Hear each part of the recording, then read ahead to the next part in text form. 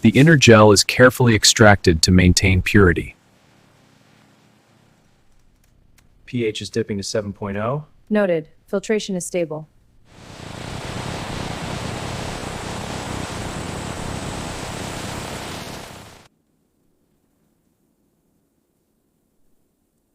Every batch is carefully balanced to ensure long shelf life and skin safety.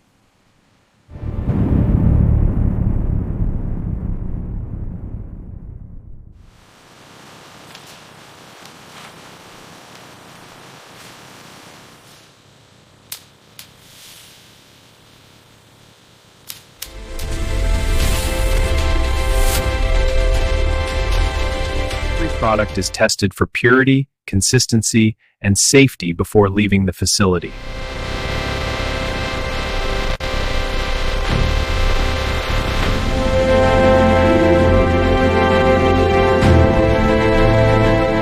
And that's how aloe vera gel is made, from plant to product. Subscribe for more AI factory tours and process documentaries.